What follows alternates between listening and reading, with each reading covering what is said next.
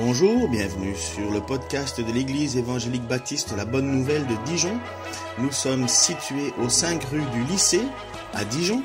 Vous pouvez trouver des informations sur notre Église sur le site internet www.la-bonne-nouvelle.org. Passez une excellente journée ou soirée. Dimanche à vous. Et pourtant, donc vous avez tous compris qu'on parlait des apôtres, les 12 apôtres qui ont été envoyés en mission et dont le seul à qui Jésus à un certain moment a dit aux apôtres « Si je désire que celui-là vive, que cela te regarde », finalement c'est l'apôtre Jean qui a vécu le plus longtemps, on pense 90 ans, et pourtant il n'a pas eu facile non plus. Pourquoi est-ce que je parle de ça ce matin ? Parce que je suis convaincu que la persécution est à nos portes. Ça va nous arriver, comme ça est le quotidien de beaucoup de gens en ce moment, de frères et de sœurs, qui ne méritent pas plus que nous, qui ne méritent pas moins que nous. Mais il faut s'y préparer d'une manière ou d'une autre. Et pourquoi je dis ça ? Parce que nous avons tendance un petit peu à croire qu'au plus nous serons proches de Jésus, au plus nous allons faire exactement ce que Dieu nous demande, nous aurons une vie calme et paisible, tranquille, un petit peu à la manière des stoïciens qui s'imaginaient qu'avoir une attitude placide et distante ferait des gens heureux, qui ne souffriraient pas. Et quand bien même la souffrance viendrait, glisserait sur nous comme l'eau sur l'eau qui glisse sur quelque chose. Voilà. La peau de requin. Apparemment, c'est ce qu'il y a de mieux pour glisser. D'ailleurs, des gens mettent des maillots en peau de requin. Vous savez ça ? C'est vrai. Et pourtant, à ces 12 apôtres qui ont souffert le martyre et dont 11 s'est affirmé n'ont pas vécu longtemps, Jésus leur avait dit ceci. Jésus s'approcha et leur dit « Tout pouvoir m'a été donné dans le ciel et sur la terre. Allez donc auprès des gens de toutes les nations et faites d'eux mes disciples. Baptisez-les au nom du Père, du Fils et du Saint-Esprit et enseignez-leur à pratiquer tout ce que je vous ai commandé. Et sachez-le, je vais être avec vous tous les jours jusqu'à la fin du monde. » Mais quelle assurance de savoir ça, n'est-ce pas ? Je serai avec vous, sachez-le, je serai avec vous tous les jours jusqu'à la fin du monde.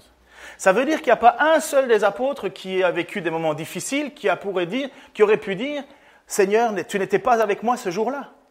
Le jour où on m'a lapidé, tu n'étais pas là. » Quelqu'un d'autre va dire « Le jour où on m'a transpercé avec une lance, tu n'étais pas là. » Ou quelqu'un va pouvoir dire « Le jour où j'ai été bouillanté dans l'huile, tu n'étais pas là. » Non, Jésus a dit qu'il n'y a pas un seul jour où il serait absent.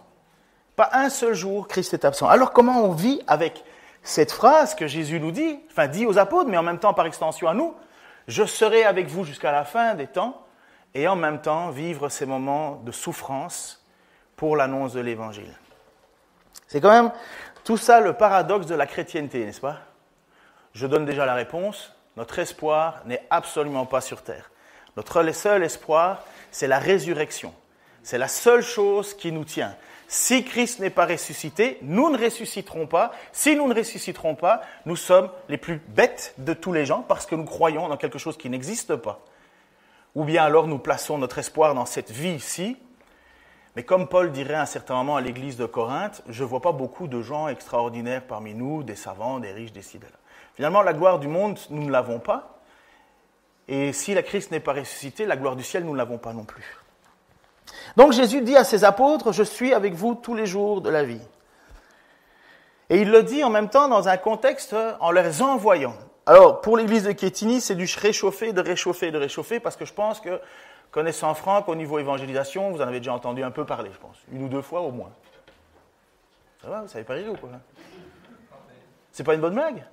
Il ne parle pas d'évangélisation, Franck, peut-être ? En tout cas, moi, quand je suis à vélo, je peux vous dire qu'il en parle tout le temps. On est obligé de prendre des côtes pour qu'il se taise. Ouais. Je ne parle pas plus non plus, dans les côtes. Puis, quand Jésus nous dit cela, quand Jésus dit ça aux apôtres, il leur dit parce qu'il les envoie en mission. Il les envoie en mission dans le but d'aller annoncer à d'autres cette fameuse bonne nouvelle. Je suis mort pour les péchés. Dieu peut vous pardonner. Dieu veut vous pardonner. Mais il faut m'accepter. Il faut accepter qui est Jésus. Il faut annoncer cette bonne nouvelle. On est pécheurs Et le moyen de sortir de cet état de Dieu, de colère devant Dieu, l'état de colère de Dieu envers nous, c'est Jésus-Christ. Et il faut aller l'annoncer. Donc ils reçoivent cette mission, ils reçoivent la mission en même temps de baptiser. Le baptême n'est pas une option. Ils demandent en même temps d'obéir à ses commandements, d'enseigner pour obéir à ses commandements. Et il leur dit, je suis tous les jours avec vous. Et il nous le dit à nous. Et nous, rien que parfois, aller annoncer l'évangile à nos familles, on ne sait pas déjà trop comment s'y prendre. On se sent mal. Mais aller annoncer au bout du monde, aller faire des nations les disciples, ça prend quelque chose quand même. Ça prend une foi, une certitude de la présence de Dieu. À un certain moment, il y a un homme qui s'appelle l'apôtre Paul, que vous connaissez, qui d'abord s'appelle Saul, mais Saul peut dire Paul. Donc pour ceux qui ne connaissent pas encore bien l'Écriture, sachez que l'apôtre Paul ou Saul de Tarse, c'est exactement la même chose. Il va pour tuer du chrétien. C'est un juif, zélé, pharisien de plus que tous les autres, enfin bref, très engagé dans sa foi et totalement en colère parce que des gens professent que Jésus est le Messie. Pour lui, c'est impensable. Ça lui transpire de colère au point qu'il va chercher des lettres pour pouvoir aller déloger les chrétiens un petit peu partout. Et là, il reçoit une lettre qui va confirmer sa mission en allant vers Damas. Et cette lettre lui donne l'autorité de capturer les chrétiens et peut-être même de les tuer. Le texte nous dit que l'apôtre Paul était là quand Étienne s'est fait lapider. Et on sait que la mission de Paul, c'est justement de tuer du chrétien. Et il s'en va, et sur le chemin, il va vivre quelque chose d'unique, je ne pense pas toujours forcément unique, mais quand même assez unique, une conversion radicale instantanée à la seconde. On aimerait bien tous ça, hein. On parle avec quelqu'un qui est en train de se fâcher contre nous, prêt à nous tuer, et pam, conversion, et puis après ça, il prie avec toi. Ce serait magnifique. Voici l'histoire qui se passe dans le livre des Actes, chapitre 9, versets 1 à 22.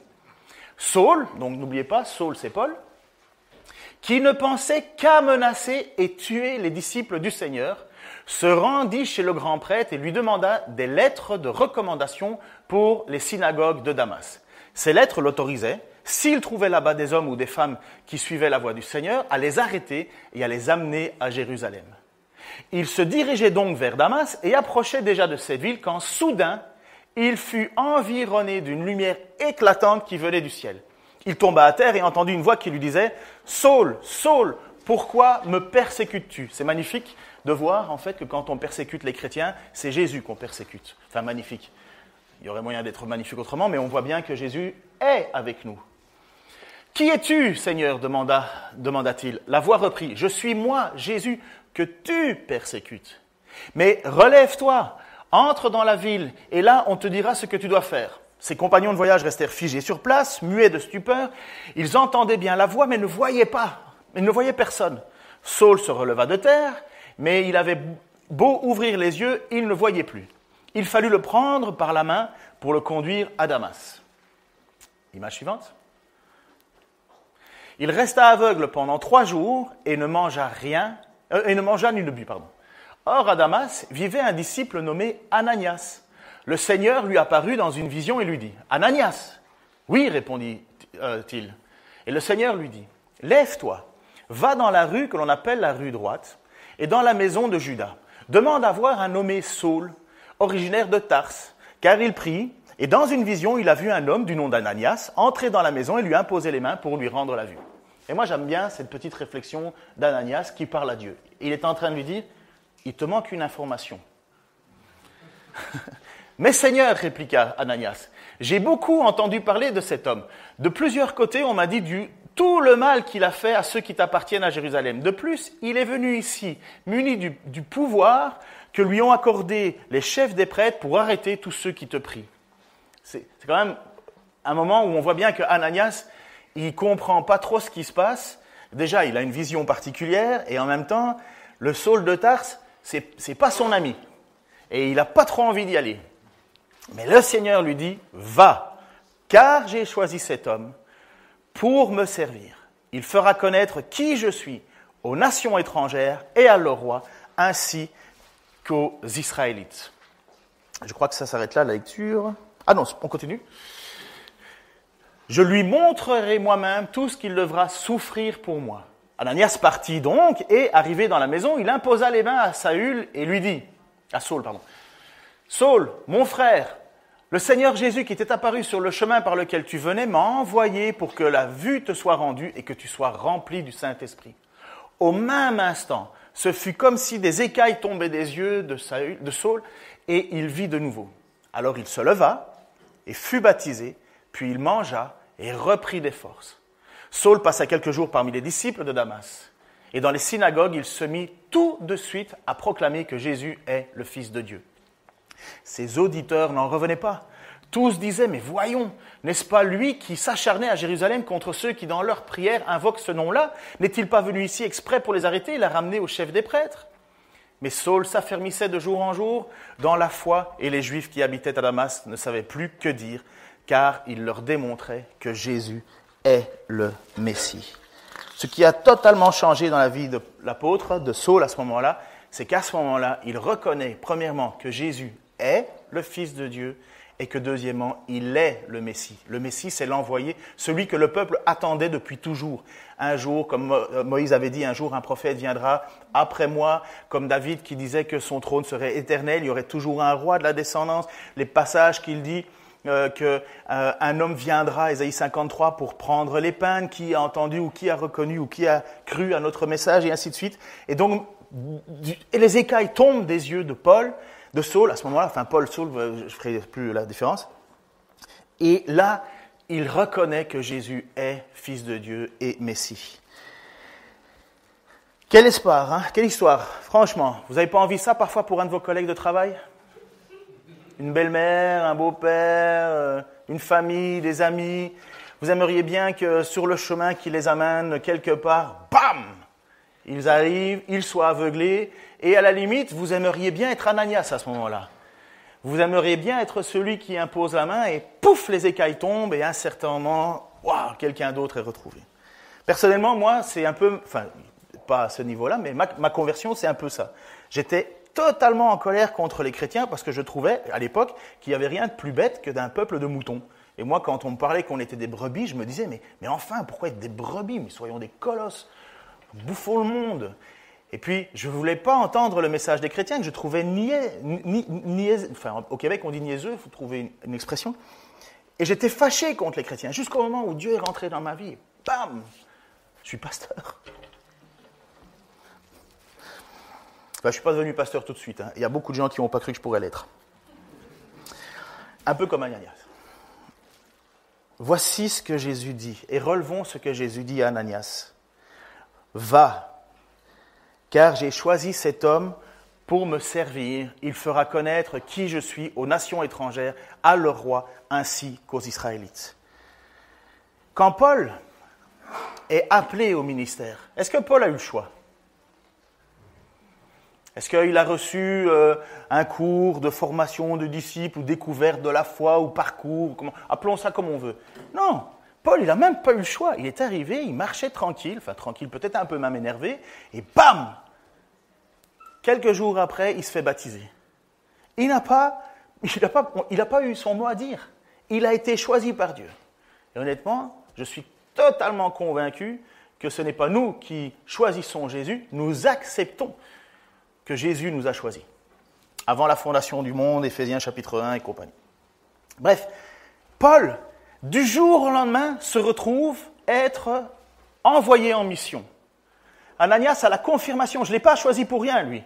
Je l'ai choisi pour faire connaître mon nom aux nations étrangères, à leur roi, ainsi qu'aux Israélites. Et l'apôtre Paul va passer toute sa vie maintenant à faire cela. Il a reçu la mission, il a reçu un appel. Quand on reçoit un appel, on se dit, magnifique, tout va se passer comme sur des roulettes. Moi, j'étais assis à un certain moment à votre place et il y avait un gars qui était venu pour nous parler de l'évangélisation et de la mission dans le monde. Et on m'avait dit, tu vas voir, si Dieu vous appelle à la mission, vous allez voir, la première chose que vous allez avoir, c'est un sentiment de paix. Vous allez vivre dans une paix.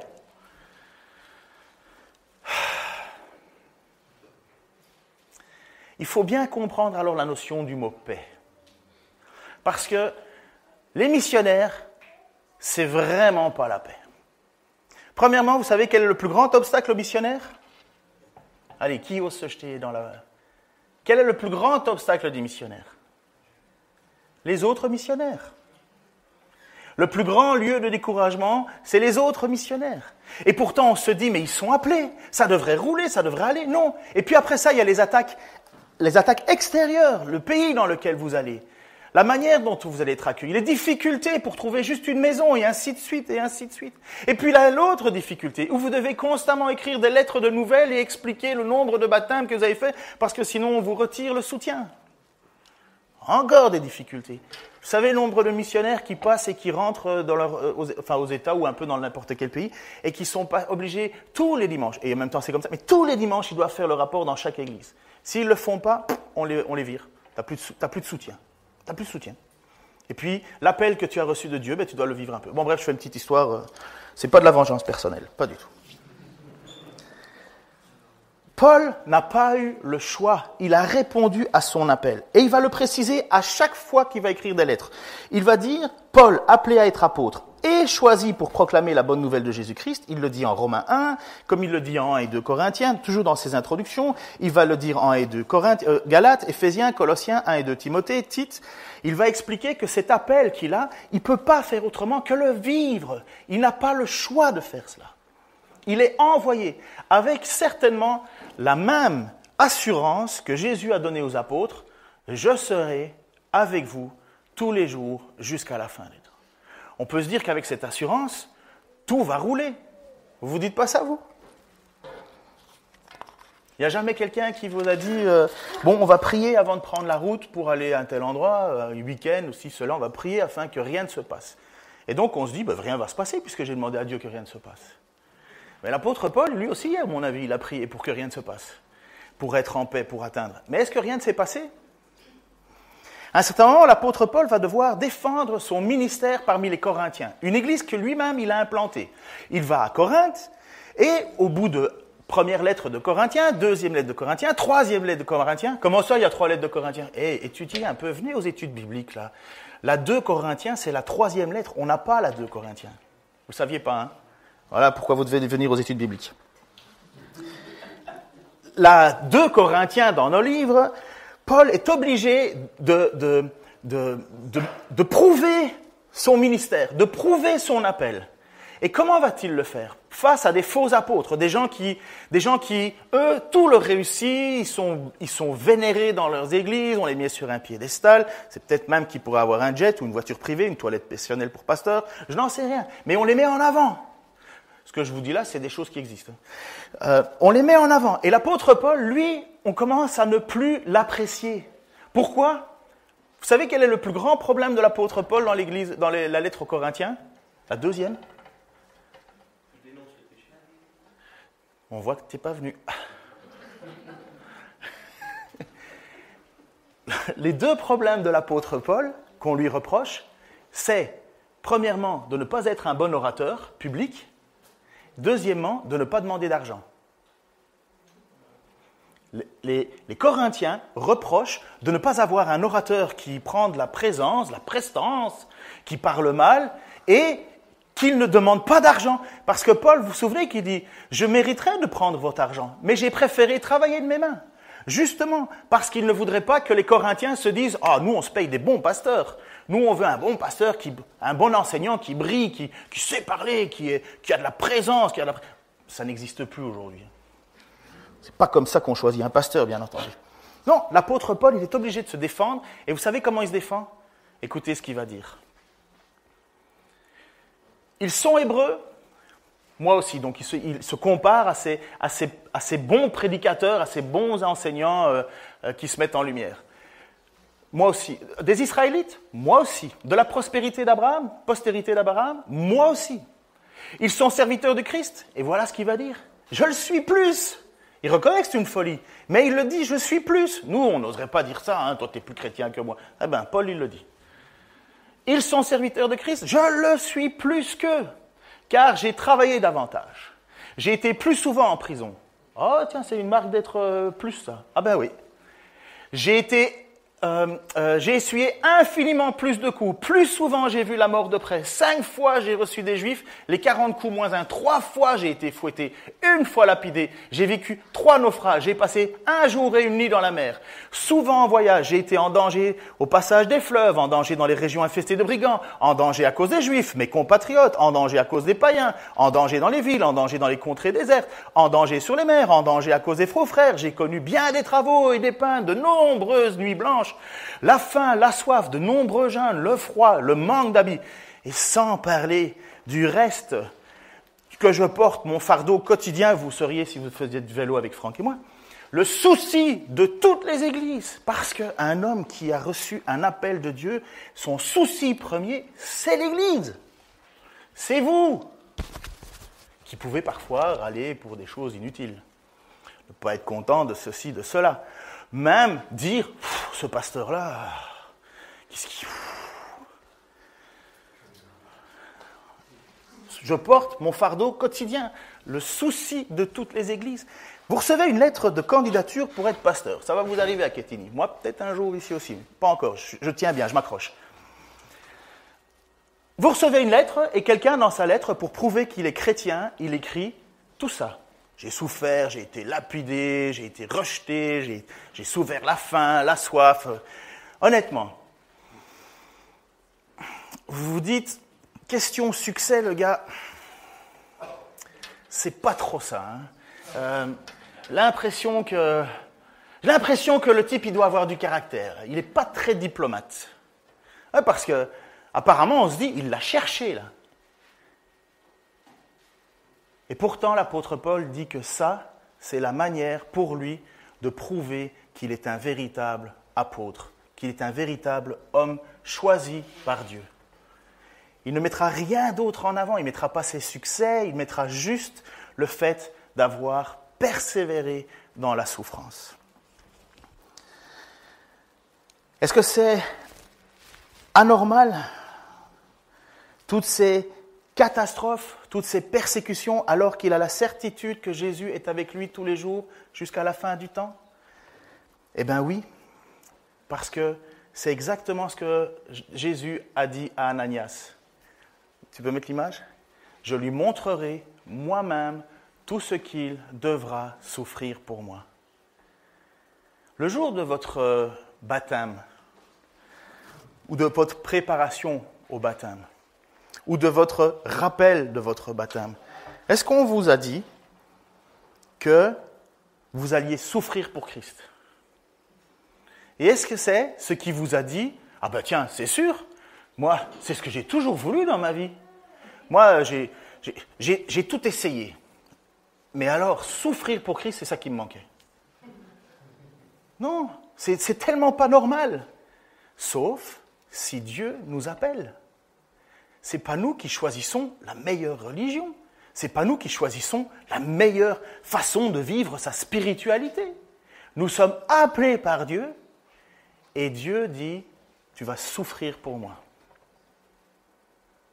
Vous pensez que c'est que pour l'apôtre Paul et que nous, on n'est pas là-dedans? Eh bien, moi, je dirais que malheureusement, on l'est. Et pourquoi? Qu'est-ce qui justifie ou qu'est-ce qui prouve le plus votre foi en Jésus-Christ? À part la souffrance, la persécution, rien. Donner des sous le dimanche? Venir être là tous les dimanches? Chanter? Non. La seule chose qui fait que votre foi est profonde et authentique, c'est les souffrances par lesquelles vous traverserez et par lesquelles vous allez résister. La parabole du semeur, c'est cela. Le seul terrain bon, c'est celui qui porte du fruit. Les mauvais terrains, le premier, c'est le diable, qui empêche évidemment d'avoir le cœur touché par Dieu. Mais les deux autres terrains, c'est les difficultés de la vie, c'est les persécutions. Mais le seul vrai bon terrain, c'est celui qui porte du fruit, mais lui aussi, il a de la difficulté. La persévérance dans l'épreuve est la preuve de notre foi absolue. Je pense que c'est... il m'a même piqué mon titre, Julien. Une foi éprouvée est une foi approuvée. Je sais, on était au barbecue, il a dit « Ah, je vais prendre le titre ». Je ne pensais pas qu'il allait le faire, mais il l'a fait. Je vais lui en parler, je vais lui parler. Je vais accélérer dans les montées. Lorsque les apôtres ont été mandatés par Jésus-Christ. Après la Pentecôte, ils reçoivent l'Esprit Saint sur eux. L'Esprit Saint, je suis en train d'écouter une série là sur la question de l'Esprit Saint. Au plus j'écoute la position pentecôtiste, au plus j'écoute la mienne. En fait, je me dis que bien plus souvent, on utilise des mots différents pour des choses pareilles. L'Esprit Saint, après il y a des différences, il y a des exagérations partout, mais l'Esprit Saint, c'est quelque chose qui vient en nous et qui est irrésistible. C'est une force irrésistible. On ne peut plus nier Christ. On ne peut plus mettre sa vie devant. On ne peut plus vivre dans le péché ou le mensonge. L'Esprit Saint vient et il nous transforme, il nous pousse. Et les apôtres l'ont vécu cette notion-là à leur paroxysme. Lorsqu'ils étaient dans leur chambre haute, ils étaient un peu perdus. Ils ne savaient pas trop ce qui s'était passé. Jésus est mort, on entend qu'il est ressuscité, ils l'ont vu. Mais bref, ils sont un peu dans l'attente. L'Esprit Saint descend sur eux le jour de la Pentecôte. Première chose qu'ils font, ils vont dehors et ils témoignent avec des signes miraculeux, chacun entend dans sa langue. Est-ce que c'est les langues ou bien est-ce que c'est les oreilles? Peu importe, mais les gens entendent et là, les apôtres parlent. Ils annoncent. Si bien que ça commence à énerver le pouvoir en place. Et qu'est-ce que le pouvoir en place fait? Premièrement, il les arrête une première fois, et puis à un certain moment, les portes s'ouvrent. Vous savez, le porte de la prison s'ouvre. Pierre court et retourne à l'endroit où les gens sont en train de prier. Il tape à la porte, il y a quelqu'un qui ouvre et qui referme la porte au nez de Pierre parce qu'ils étaient en train de prier pour qu'il soit libéré. Vous comprenez? Ils ne pouvaient pas être libérés, ils étaient en train de prier pour qu'il libère. Donc quand Pierre arrive devant la porte, il se demande ce qui se passe. Enfin bref. Mais par la suite, ils ont de nouveau été arrêtés, ces apôtres. Ils ont de nouveau été mis en procès. Ils ont dit à un certain moment, on peut pas vous obéir. On ne peut pas s'arrêter de prêcher Jésus-Christ. Vous pouvez faire ce que vous voulez, on ne s'arrêtera pas. Et donc, à un certain moment, on les arrête. Donc, un deuxième procès. Et il y a un homme qui se lève, Gamaliel, et qui dit, écoutez, faites attention. Nous avons déjà eu des gens qui se prétendaient être des messies et des gens envoyés. Mais lorsque leur leader est mort, c'est fini. Mais Gamaliel dit, mais faites attention que eux ne soient pas en train de parler au nom de Dieu et que vous combattiez Dieu. Et là, qu'est-ce qu'ils font? Ils reprennent les apôtres et puis l'image suivante. Ils les rappellent les apôtres, les firent battre et leur défendirent de parler au nom de Jésus. Après quoi, ils les relâchèrent. Alors les apôtres quittèrent la salle du conseil. Écoutez ça. J'ai presque envie de nous flageller aujourd'hui tous là parce que tout joyeux.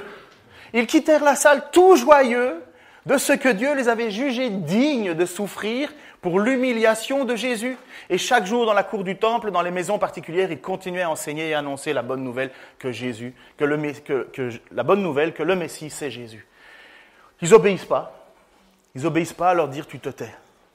Ils obéissent pas. Pourquoi? Parce que qu'est-ce qu'ils risquent? D'être fouettés. Et ça a l'air de les peiner? Mais non.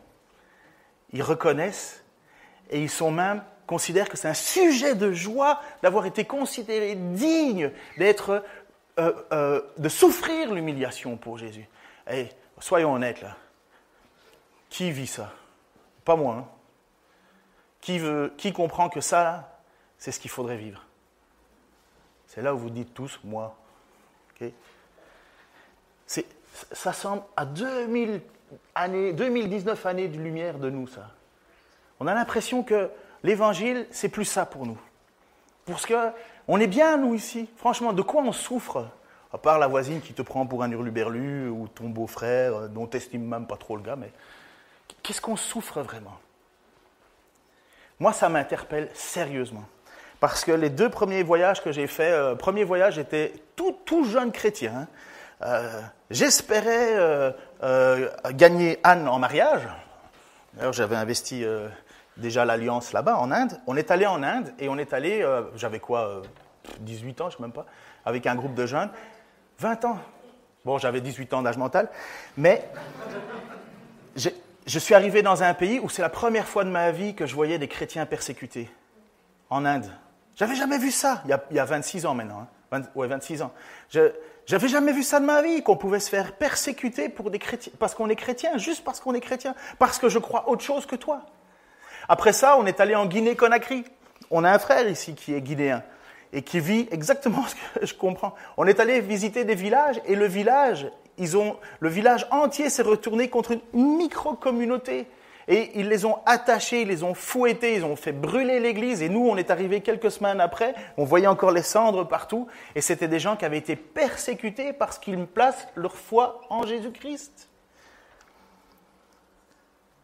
C'est réel, c'est autour de nous. Je ne comprends pas comment ça se fait qu'on ne le vit pas. Je ne comprends pas. C'est une grâce qu'on a de Dieu. Et qu'est-ce qu'on fait de cette grâce ? Il faut en profiter pour annoncer. Et il faut se préparer à cela. L'apôtre Pierre va dire, et ça m'a vraiment étonné, ça m'a perturbé même. Quelle est la gloire de Dieu sur toi ? Bon, je sais, vous ne répondrez pas à mes questions, c'est habituel, mais bon, j'aime bien continuer à les poser. Quelle est la gloire de Dieu sur toi ? Qui aimerait, alors je vais poser la question autrement, qui aimerait que la gloire de Dieu repose sur lui ? Au moins une même. Merci. Bon, on est loin du temps de se faire fouetter joyeusement. Qui ne voudrait pas avoir la gloire de Dieu qui repose sur nous ? Moi j'ai déjà entendu des histoires, mais abracadabrantes. La gloire de Dieu, c'est quand tes cheveux vont tomber de l'or et compagnie. Ça, c'est la gloire de Dieu. Moi j'aimerais bien, j'aurais plus de problème d'argent, mes voisins n'auraient plus de problème d'argent, je serais aimé par tout le monde. Vous comprendrez que pour moi, ça serait un vrai miracle. Voilà. Ça, on va dire, ça c'est la gloire de Dieu, la gloire de Dieu, la gloire de Dieu. Moi, quand je lis l'apôtre Pierre, il va dire qu'il y a 2 raisons de souffrir. Je vais déjà commencer par la deuxième, qui est la mauvaise. Si tu souffres comme voleur, ne mets pas encore l'image. Si on souffre comme meurtrier, voleur, malfaiteur, ou de s'occuper des affaires d'autrui, ce qui n'arrive jamais, tu souffres, tant pis pour toi, comme dirait ma mère, tu l'as cherché. Mais Pierre va dire ceci. Mes chers amis, c'est nous les amis de Pierre, ok ? Mes chers amis, ne vous étonnez pas d'être en plein feu de l'épreuve, comme s'il vous arrivait quelque chose d'anormal. Réjouissez-vous plutôt d'avoir part aux souffrances du Christ, afin que vous soyez également remplis d'une grande joie quand il révélera sa gloire à tous. Alors là, on se dit, ça c'est super, c'est dans l'avenir. Si l'on vous insulte parce que vous êtes disciples de Christ, heureux êtes-vous. Pourquoi ? Car l'Esprit de Dieu, l'Esprit glorieux de Dieu repose sur vous. Que chacun d'entre vous n'ait à souffrir comme meurtrier, voleur ou malfaiteur ou s'être mêlé des affaires d'autrui. Mais si quelqu'un souffre parce qu'il est chrétien, qu'il n'en ait pas honte, qu'il remercie plutôt Dieu de porter ce nom. C'est pas magnifique, ça ? Qui a envie de se faire insulter cet après-midi ? C'est plus facile de dire qui voudrait porter la gloire de Dieu sur lui.